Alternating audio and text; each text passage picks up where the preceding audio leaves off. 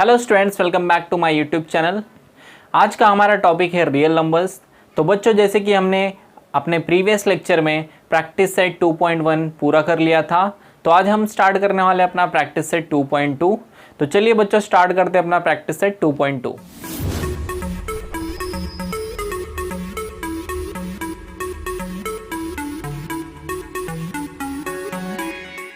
तो बच्चों, practice set 2.2 start करने से पहले मैं आपको कुछ कंसेप्ट बता देता हूं, जैसे कि इरेशनल नंबर्स क्या होता है। मैंने आपको प्रीवियस लेक्चर में बताया था कि इरेशनल नंबर क्या होता है, आज भी मैं बता देता हूं इरेशनल नंबर क्या होता है। तो बच्चों, जैसे कि आपको स्क्रीन पे दिख रहा होगा, इरेशनल नंबर का डेफिनेशन है, if the decimal expansion of the number is non terminating and non repeating then it is called as irrational number.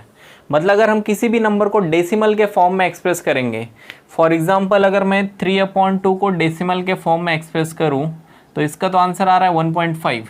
But अगर मैं √2 को डेसिमल के फॉर्म में एक्सप्रेस करूं तो आएगा 1.4143 dot dot dot and so on. मतलब जो √2 का वैल्यू है 1.4142 समथिंग, वो क्या हो रहा है अपना नॉन टर्मिनेटिंग है, मतलब वो टर्मिनेट नहीं हो रहा है, मतलब वो अनलिमिटेड है। जैसे कि मैंने आपको प्रीवियस लेक्चर में ये चीज़ बता दिया था। उसका नॉन रिपीटिंग भी है, मतलब रिपीट भी नहीं हो रहा। जैसे कि रिपीट मतलब क्या होता है 1.434343 या तो 1.4444, ये क्या हो रहा है 434343 रिपीट हो रहा है, यहाँ पे 4444 रिपीट हो रहा है। तो बच्चों, अगर हम लोग को कोई भी नंबर का जो डेसिमल एक्सपेंशन है वो non terminating and non repeating मिलता है, तो उसी को बोला जाता है इरेशनल नंबर। तो बच्चों, आई होप आपने रिवीजन किया होगा और आपको मैंने आज ही बताया, तो आपको समझा होगा कि इरेशनल नंबर क्या होता है। तो चलिए हम अपना प्रैक्टिस सेट स्टार्ट करते हैं।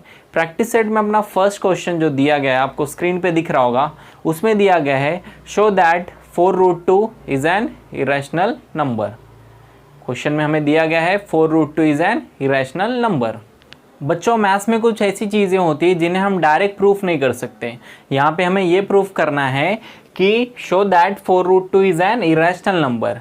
बट बहुत सारी चीज़ें होती हैं जिसको हम डायरेक्टली प्रूफ नहीं कर सकते, उसे हम इनडायरेक्टली प्रूफ कर सकते हैं। तो बच्चों, ये वाला क्वेश्चन भी उसी वे में है, इसे हम डायरेक्टली नहीं इनडायरेक्टली प्रूफ करेंगे।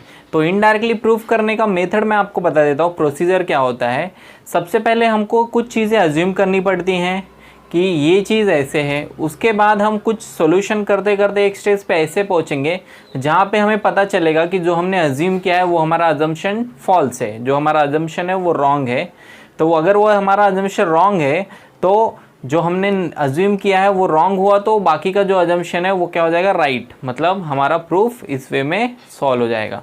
तो बच्चों, मैं पहले आपको समझा देता हूँ ये इसका सॉल्यूशन, उसके बाद ही आपको समझेगा मैंने जो अभी बोला है। तो चलिए स्टार्ट करते हैं इसका सॉल्यूशन। तो सबसे पहला स्टेप हमारा होगा अज्यूम करना। तो इसके अपोजिट में हम अज्यूम करेंगे। तो मैं अज्यूम करूंगा लेट अस कंसिडर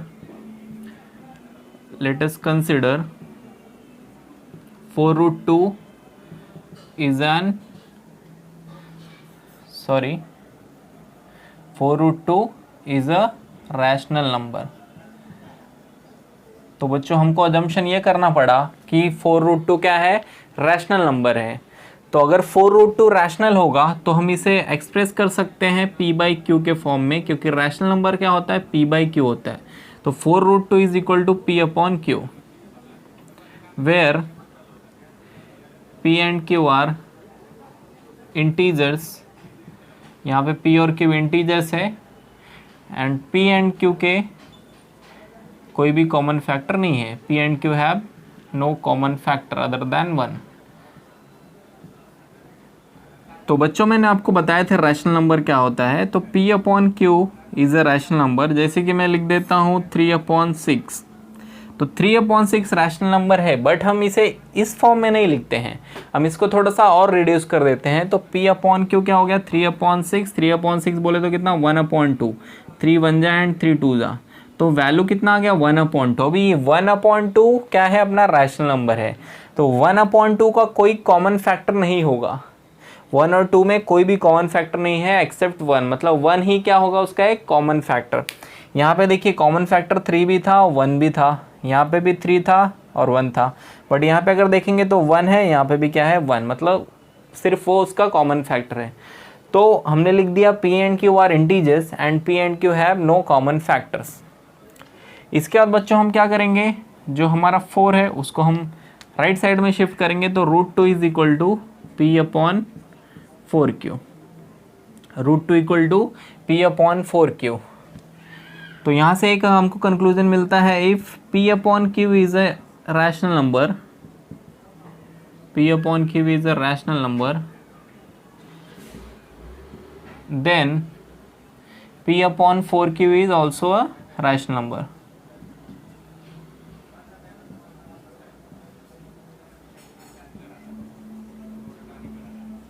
मतलब अगर P/Q रैशनल नंबर होगा तो P/4Q भी क्या होगा, रैशनल नंबर। जैसे कि मैं लिखता हूँ 2/3, तो 2/3 अगर रैशनल नंबर है तो अगर मैं 3 को 4 से मल्टीप्लाई कर दूँ तो 2/4 इंटू 3 बोले तो 2/4 3 ज़ा 12, तो 2/12 या तो फिर 1/6 भी क्या होगा, एक रैशनल नंबर ही होगा। तो मैं नंबर को मल्टीप्लाई करूँ, डिवाइड करूँ या प्लस करूँ या माइनस करूँ किसी भी रैशनल नंबर में, उसका जो आंसर आएगा वो क्या आएगा, रैशनल नंबर ही आएगा। तो हमने क्या लिखा, अगर P/Q रैशनल नंबर होगा तो P/4Q भी क्या होगा, एक रैशनल नंबर होगा। अब अगर P/4Q रैशनल नंबर है तो इस स्टेटमेंट से हमें ये पता चल रहा है कि √2 भी क्या होगा, रैशनल नंबर, बिकॉज एक रैशनल नंबर दूसरे रैशनल नंबर के ही इक्वल हो सकता है। बीच में हमने इक्वल टू का सिंबल लिखा है, इसलिए rational number equal to rational number, therefore we can say √2 is also a rational number. तो √2 अगर रैशनल नंबर है बच्चों, तो आप लोग को मैंने बताया था जो भी रूट में नंबर्स होते हो क्या होते हैं, इरेशनल नंबर। तो यहाँ पे हमें एक फॉल्स स्टेटमेंट मिल जा रहा है, फॉल्स अजम्पशन मिल जा रहा है, एक कॉन्ट्राडिक्शन मिल रहा है। कॉन्ट्राडिक्शन मतलब होता है false statement, but it contradict the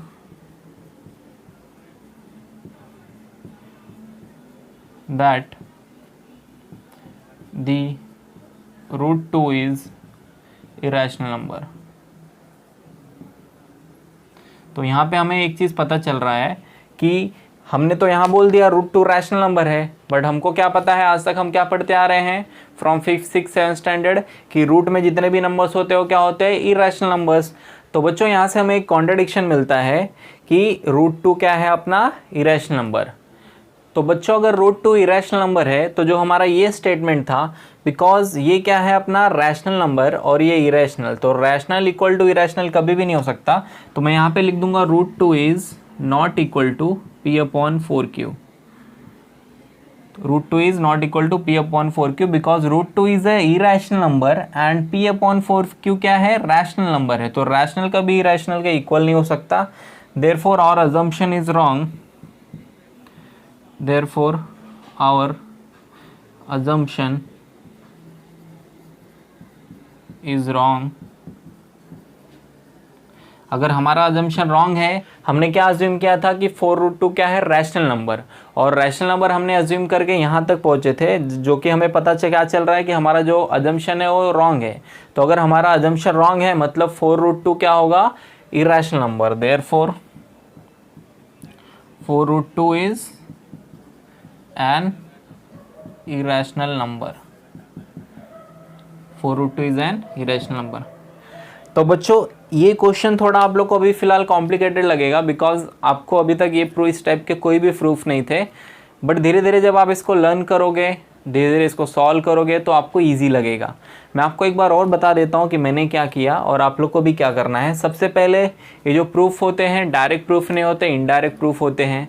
तो अगर हमें बोला है कि भाई रैशनल प्रूफ करो तो हमें इरेशनल अज्यूम करना पड़ेगा, अगर हमें बोला इरेशनल प्रूफ करो तो हमें रैशनल अज्यूम करना पड़ेगा, मतलब उसका अपोजिट हमेशा अज्यूम करना है। तो हमें क्वेश्चन में दिया गया था show that 4√2 is an irrational number, तो हम क्या करेंगे, ये अज्यूम करेंगे कि 4√2 क्या है, रैशनल नंबर। अगर 4√2 रैशनल नंबर होता है तो हम उसको एक्सप्रेस कर देंगे in the form of P/Q, because rational numbers क्या होते हैं जिन्हें हम एक्सप्रेस कर देते हैं in the form of P/Q, और P/Q हमने अज्यूम किया तो 4 यहाँ से यहाँ नीचे शिफ्ट हो जाएगा। अब P/Q रैशनल नंबर है तो P/4Q भी क्या होगा, रैशनल नंबर होगा। वही हमने क्या लिखा, स्टेटमेंट फॉर्म में लिख दिया है। उसके बाद अगर P/4Q रैशनल नंबर है तो जो हमारा रूट 2 है वो भी क्या होना चाहिए, rational number, because rational is equal to rational. तो हमने यहाँ पे लिखा है we can say root 2 is also a rational number, but we know that root 2 is an irrational number. From 5th 6th 7th standard we are studying that root 2 is a irrational number. तो बच्चों root 2 अगर irrational होगा तो इसका मतलब ये हुआ कि जो रूट 2 है इसके इक्वल नहीं होगा, या तो p/4q रूट 2 के इक्वल नहीं होगा। देयरफॉर बच्चों जो हमारा अजम्पशन था, जो हमारा कंसिडरेशन था, वो क्या हो गया, रॉन्ग हो गया। अगर हमारा अजम्पशन रॉन्ग हो गया मतलब हमने क्या अज्यूम किया था कि रूट 2 क्या है, रैशनल नंबर। तो अगर हमारा अजम्पशन रॉन्ग हुआ तो हम बोल सकते हैं कि भाई रूट 2 क्या होगा, इरेशनल नंबर होगा। तो बच्चों आपको यही 6-7 स्टेप जो मैंने लिखे हैं उसी स्टेप से आपको सॉल्व करने हैं। आपको कोई भी डरने की ज़रूरत नहीं है, कोई भी टेंशन लेने की ज़रूरत नहीं है कि सर ये थियोरेटिकल मैथ्स है। थोड़ा सा थियरी आपको लगेगा, बट धीरे धीरे अगर आप सॉल्व करेंगे तो आपको बहुत ईजीली समझ में आ जाएगा। तो बच्चों आप इस क्वेश्चन को लिख लीजिए, इसके बाद हम चलेंगे अपने नेक्स्ट क्वेश्चन, क्वेश्चन नंबर 2 की तरफ।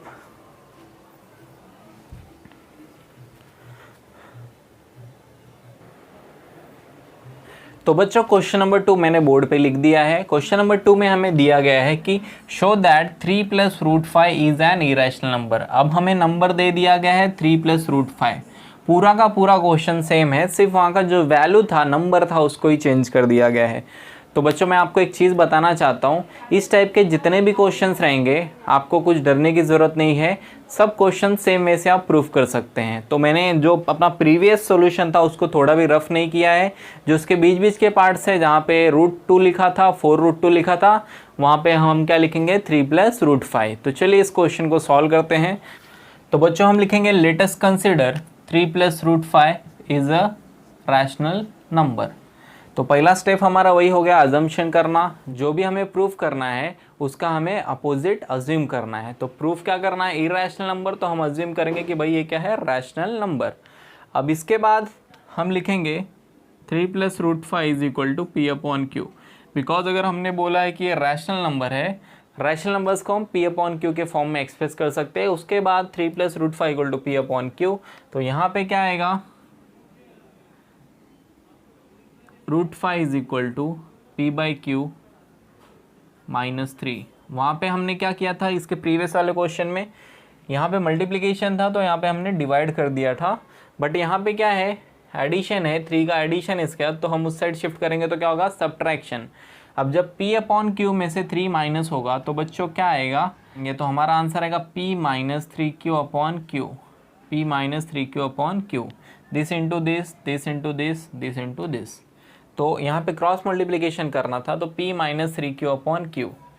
तो बच्चों if p/q is a rational number, अगर p/q एक रैशनल नंबर है तो p - 3q/q भी क्या होगा, एक रैशनल नंबर ही होगा। तो यहाँ हमें लिखना पड़ेगा p - 3q/q is also a rational number. Because मैंने आपको अभी बताया था कि अगर कोई भी रैशनल नंबर है जैसे कि 2/3, तो इसमें मैं नंबर, कोई भी नंबर ऐड करूँ, कोई भी नंबर सब्ट्रैक्ट करूँ, कोई भी नंबर अगर नीचे में मल्टीप्लाई कर देता हूँ या कोई भी नंबर डिवाइड कर देता हूँ, तो जो अपना फाइनल रिजल्ट आएगा वो क्या आएगा, रैशनल नंबर। तो मैं आपको एग्जांपल ही बता देता हूँ, जैसे कि मैं ये वाला क्वेश्चन ले लेता हूँ।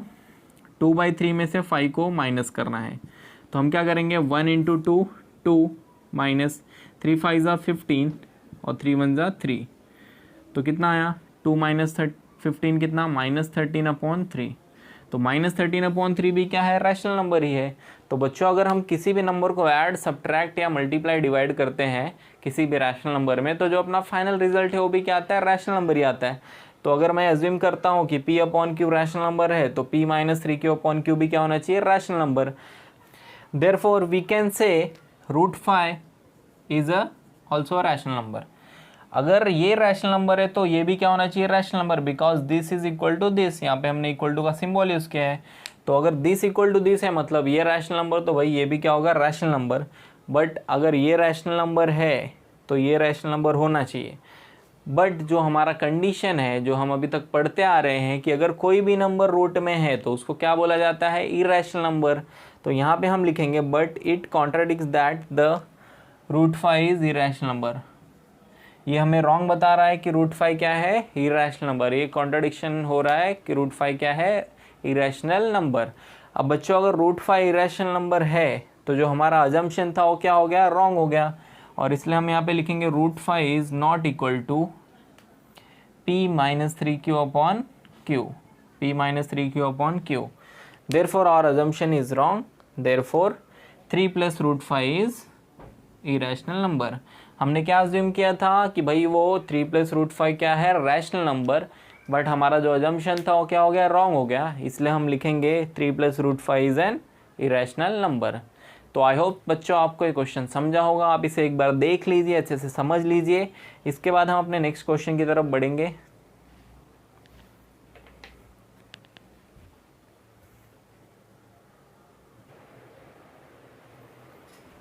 तो बच्चों इसके बाद हम करेंगे अपना next question, that is question number 3। जैसे कि आपको स्क्रीन पे दिख रहा होगा, उसमें दिया गया है कि represent the number root 5 and root 10 on a number line. तो हमें रूट 5 और रूट 10 को नंबर लाइन पर रिप्रेजेंट करना है। आई होप आपको पता होगा कि नंबर लाइन क्या होता है। तो सबसे पहले आपको बता देता हूँ कि नंबर लाइन क्या होता है। तो बच्चों नंबर लाइन, जैसे कि मैं एक लाइन ड्रॉ कर देता हूँ, यहाँ पे 0 लिख देता हूँ, यहाँ पे 1 2 3, यहाँ पे -1 -2 -3 एंड सो ऑन, और यहाँ पे भी अनलिमिटेड सो ऑन। तो बच्चों इसी को बोला जाता है नंबर लाइन। आई होप आपको ये सब पता होगा। तो यहाँ पॉजिटिव राइट साइड में 0 के पॉजिटिव नंबर्स होते हैं, 0 के लेफ्ट साइड में निगेटिव नंबर्स होते हैं, और बीच में होता है 0। तो इसी को बोला जाता है नंबर लाइन।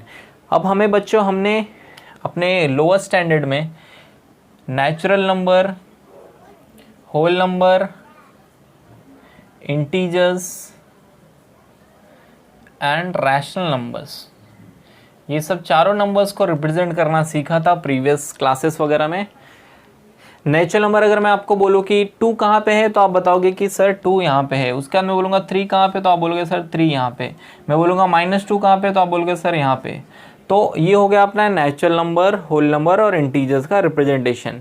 जैसे कि इंटीजर्स में माइनस वाले आएगा, नेचुरल में 1 2 आ जाएगा, होल में भी 1 2 आता है।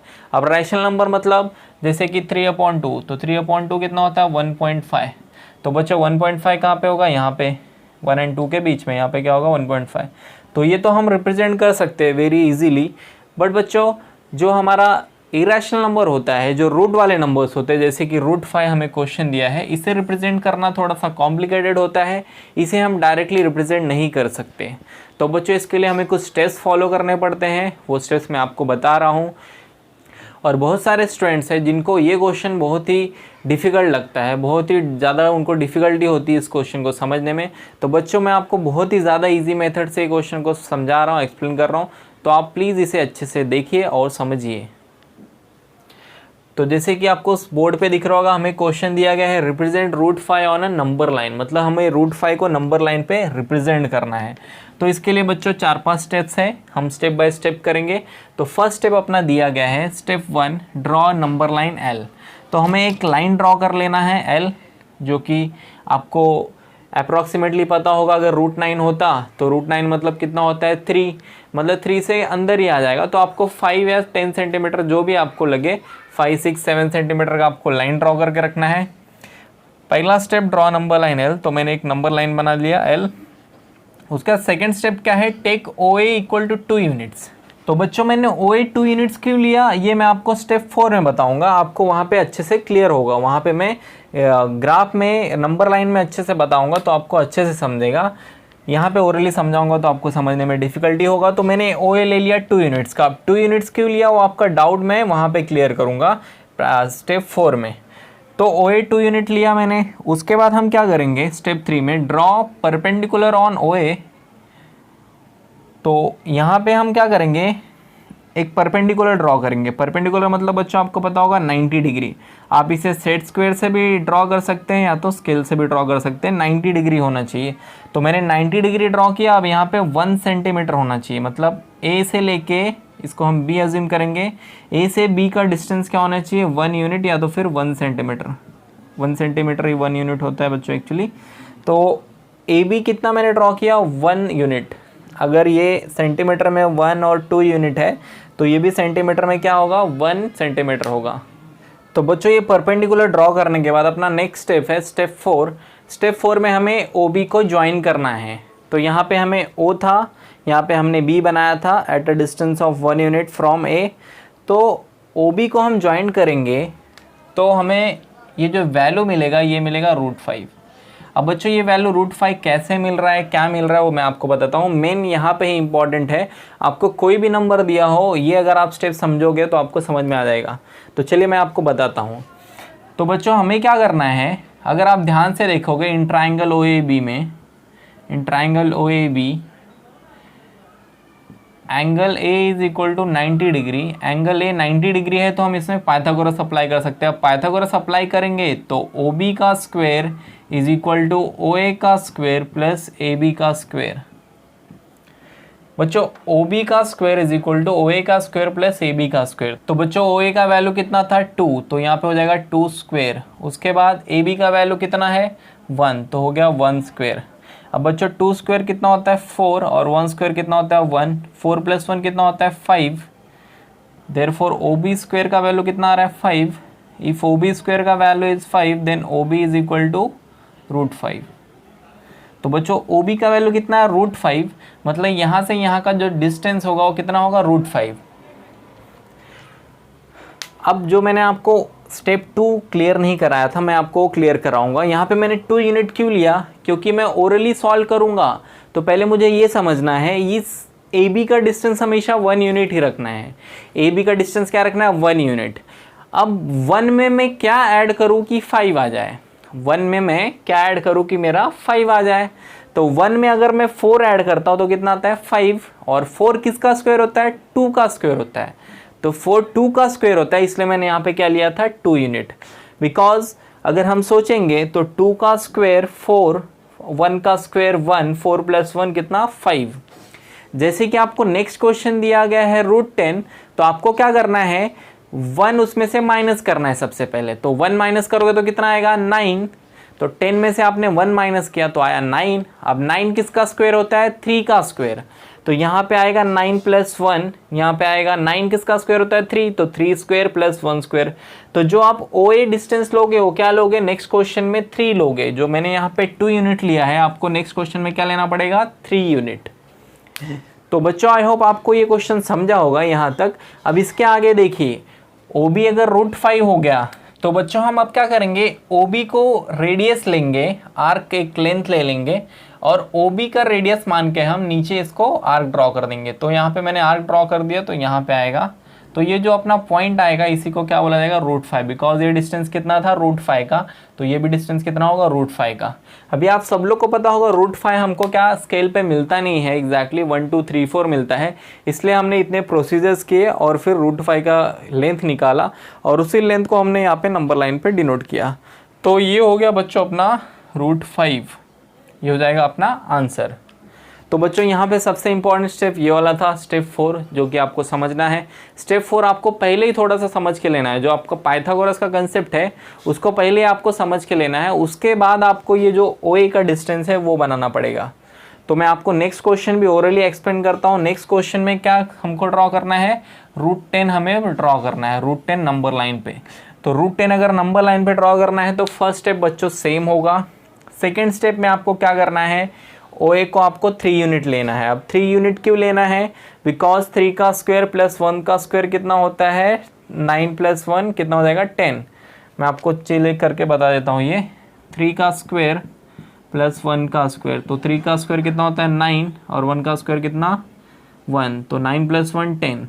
अभी OB स्क्वायर कितना हो रहा है 10 हो रहा है। OB स्क्वायर अगर 10 हो रहा है तो OB कितना होगा √10।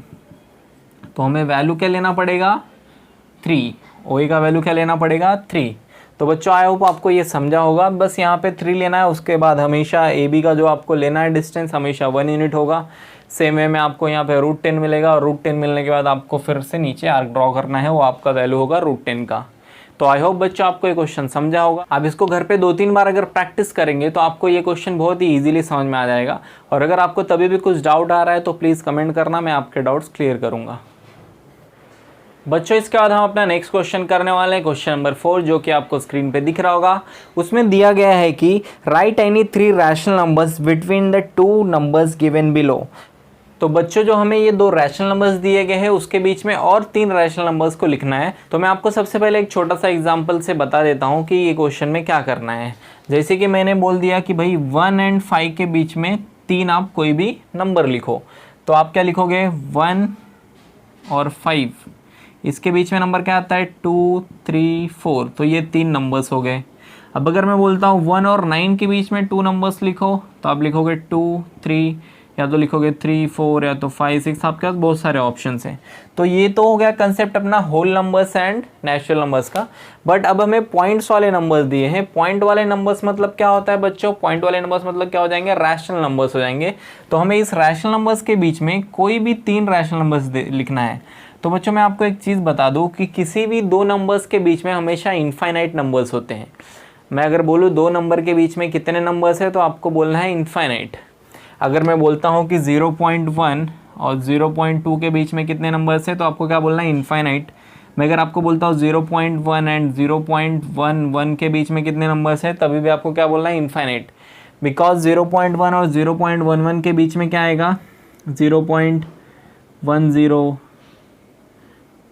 0.101, 0.102, 0.103, 0.104। तो बच्चों ये जितने भी नंबर्स होंगे वो किसके बीच में आने वाले, इसके और इसके।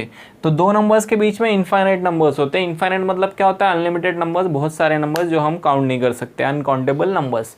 तो 0.3 एंड -0.5 के बीच में हमें तीन रैशनल नंबर्स लिखने हैं। बच्चों ये बहुत ही ज़्यादा ईजी है, मैं आपको बहुत ज़्यादा ईजी ट्रिक से बता रहा हूँ, आप ये ट्रिक को फॉलो कीजिएगा। तो सबसे पहले आपको क्या करना है, सॉल्यूशन में जो नंबर दिया गया है उसको अगर 1 डिजिट में है पॉइंट के बाद, तो उसे 2 डिजिट का बना दीजिए। तो 0.30 एंड -0.50 हो जाएगा ये। मतलब मैंने पॉइंट के पास 0 लगा दिया, पॉइंट के पास 0 लगा दिया। अब देखिए बच्चों 0.3 लिखिए, या तो 0.30 लिखिए 30, या तो 0.300 लिखिए, या तो 0.3000। ये सबका मीनिंग क्या है, एक ही है, क्योंकि पॉइंट के बाद 0 का कोई मीनिंग नहीं होता है। तो बच्चों 0.30 एंड -0.50 के बीच में, अब देखिए ये 30 है और ये 50 है, तो हम आराम से लिख सकते हैं 0 पॉइंट। अब देखिए ये माइनस वाला नंबर है, ये पॉजिटिव हो, उसको भी आपको ध्यान रखना है। तो माइनस और प्लस के बीच में तो हमें नंबर लिख सकते हैं हम 0.29, 0.28, 0.27। तो ये हो गए तीन इंटीजर जो कि इसके और इसके बीच में है। मैं आपको एक बार नंबर लाइन पे इसको ड्रॉ करके बताता हूँ। माइनस ये हो गया 0, ये हो गया -1, ये हो गया 1, ये हो गया 2। तो 0.3 कहाँ पे आएगा, यहाँ पे आएगा। और -0.5 कहाँ पे आएगा, यहाँ पे आएगा। तो ये हो गया -0.5 और ये हो गया 0.3। तो इसके बीच में नंबर ड्रॉ करना है, तो 0.3 से हमें इस साइड आना पड़ेगा पीछे, और -0.5 से आगे जाना पड़ेगा। तो 0.3 को हमने क्या लिख दिया 0.30। अब ये हो गया 30। अब 30 के पहले क्या होता है 29, 28, 27, 21, जितने भी नंबर चाहो आप लिख सकते हो। या तो आपको ये आंसर लिखना है, या तो आप 0.12, 0.13, 0.14, या तो फिर आप लिख सकते हैं 0.09, 0.02, 0.01। या तो बच्चों आप इस साइड से भी नंबर्स लिखते हैं, जैसे 0.5 के उस साइड, तो -0.50। इसके उस साइड क्या नंबर आएगा, राइट साइड में, इसके राइट साइड में आएगा -0.49, -0.48, -0.47। तो आप 49 से लेके 0.00 तक कितने भी नंबर्स लिखो। और बच्चों ये जो आंसर्स आ रहे हैं, जैसे कि आप ये भी आंसर लिखोगे तो राइट है, ये भी राइट है, ये भी राइट है, और ये भी राइट है। तो जो आपको टेक्स्ट बुक में आंसर दिया है वो मैच होगा या नहीं होगा, इसका हम कुछ बोल नहीं सकते, बट जो भी आप आंसर लिखोगे राइट होगा। तो आपको सिर्फ कंसेप्ट समझना है। तो आई होप बच्चों आपको ये क्वेश्चन समझा होगा। इसके बाद हम अपना सेकंड क्वेश्चन करते हैं, उसमें मैं आपको और अच्छे से ये कंसेप्ट को समझाता हूँ। तो सेकंड क्वेश्चन हमें दिया गया है कि find the 3 numbers between -2.3 and -2.33। तो बच्चों -2.3 कहाँ पे आएगा, पहले उसको प्लॉट कर लेते हैं। तो ये हो गया नंबर लाइन, ये हो गया 0, ये हो गया 1, ये हो गया 2, -1 एंड -2। अब बच्चों -2.3 मतलब यहाँ पे होगा कहीं, और उसके जस्ट आगे क्या होगा -2.33, मतलब ये समझिए -2.33 है ये वाला, और ये वाला क्या है -2.3 है। तो इस दोनों नंबर के बीच में हमें कोई भी 3 नंबर्स बताने हैं। तो हम क्या करेंगे, सेम स्टेप फॉलो करेंगे। ये 2 डिजिट का दोनों नंबर को देख लीजिए, पॉइंट के बाद 2 डिजिट है तो उसको पॉइंट के बाद 3 डिजिट बना दीजिए। तो हम इसके लिख देंगे -2.300, 300 हो जाएगा, और यहाँ पे क्या हो जाएगा -2.330, मतलब -2.300। इसको 300 एक्चुअली बोलते नहीं, बट मैं आपको अंडरस्टैंडिंग के लिए 300 बोल रहा हूँ, इसको हम प्रोनाउंस करते हैं 300। तो -2.300 एंड -2.330, मतलब 300 से 330 के बीच में हमें कितने नंबर्स मिल सकते हैं, 30 नंबर्स। तो वही नंबर्स हम लिख देंगे, कोई भी नंबर्स। तो हमारा आंसर होगा -2.301, -2.302, -2.303। तो ये हो गया बच्चों अपना आंसर। आप अगर ये नहीं लिखना चाहते आंसर, तो आप और भी आंसर्स लिख सकते हैं, जैसे कि -2.311, -2.317 एंड -2.329। मतलब आपको 0.329 से 0.301 तक, उसके बीच में कोई भी नंबर्स लिखे आपको चल जाएगा और आपको इजीली आंसर मिल जाएगा। तो आई होप बच्चों आपको ये क्वेश्चन समझा होगा। इसी तरह हमें 2-3 क्वेश्चन और दिए हैं, तो मैं उसमें का 1-2 क्वेश्चन और करा देता हूँ। बाकी जो बचेगा आपको होमवर्क एज ए प्रैक्टिस करना है, और अगर कोई भी डाउट आ रहा है तो प्लीज़ मुझे कमेंट कीजिए, मैं आपके डाउट्स क्लियर करूँगा। तो बच्चों जो हमारा नेक्स्ट क्वेश्चन दिया गया है वो है बिटवीन 5.2 एंड 5.3। तो हमें 5.2 एंड 5.3 के बीच में कोई भी 3 रैशनल नंबर्स बताने हैं। तो ये क्वेश्चन आप अच्छे से देखिए, मैं आपको इसको और अच्छे से समझाता हूँ, जिससे कि आपको प्रीवियस क्वेश्चन में भी अगर कुछ डाउट है तो वो भी क्लियर हो जाए।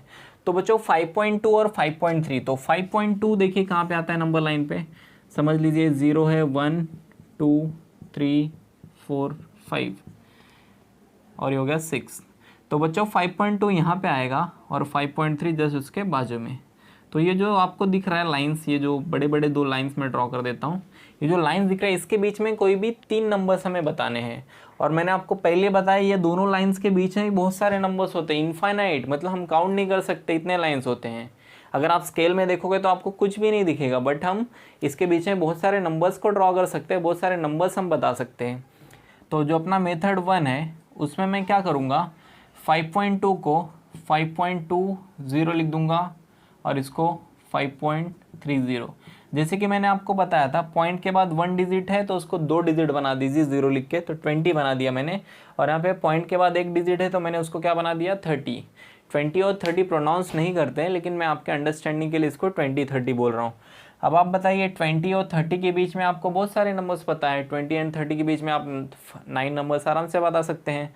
तो बच्चों हमारा नंबर होगा 5.21, 5.22, 5.23, 5.24, 5.25, 5.26, 5.27, 5.28 एंड 5.29। तो बच्चों यहाँ ये जो 9 नंबर्स है इसमें से आप कोई भी 3 आंसर लिख लीजिए, सब चलेगा। अब 5.20, 5.30 के बीच में हमें कोई भी 3 नंबर्स ईजिली मिल सकता है। इसका जो अपना मेथड 2 है, फिलहाल मेथड 2 की कोई ज़रूरत नहीं, लेकिन मैं आपको बता देता हूँ, बिकॉज आप ये क्वेश्चन अगर कर लोगे तो कोई भी क्वेश्चन सॉल्व कर सकते हो। तो समझिए कि 5.2 के बाद 1 डिजिट है, लेकिन मैं क्या करूँगा, पॉइंट के बाद 1 डिजिट है लेकिन मैं यहाँ पे 2 0 बढ़ाता हूँ, जैसे कि हमने प्रीवियस क्वेश्चन में 2 0 बढ़ाया था। अब 2 0 क्यों बढ़ाया था, क्योंकि वहाँ पे लास्ट में 0.33 था, इसलिए हमने क्या किया था, 2 0 बढ़ा दिया था। तो यहाँ पे भी हमने 2 0 बढ़ा दिया। अब 2 0 बढ़ाने के बाद ये 200 दिख रहा है, ये क्या दिख रहा है, 300। अब बताइए 200 एंड 300 के बीच में आपको कितने नंबर्स पता है, 200 एंड 300 के बीच में आपको 99 नंबर्स पता है। तो हम नंबर्स लिख सकते हैं 5.201, 5.202, 5.203, 5.204, 5.205 डॉट डॉट डॉट। बच्चों हमें 5.299 तक कोई भी नंबर आप 3 उठा के लिख सकते हैं। तो देखिए यहाँ पे तो 9 नंबर्स ही मिल रहे हैं और यहाँ पे कितने नंबर्स मिल रहे हैं, 99 नंबर्स। अगर आप पॉइंट के बाद 2 है, मतलब 1 डिजिट है, तो आप अगर 3 0 बढ़ा देते हो तो आपको 999 नंबर्स मिलेंगे। अगर 3 0 आप बढ़ाओगे तो हो जाएगा 5.2000 और यहाँ पे 5.3000, मतलब ये हो गया 2000 और ये हो गया 3000। अब आपको पता है 2000 3000 के बीच में कितने नंबर्स होंगे, 999 नंबर्स, 999 नंबर्स।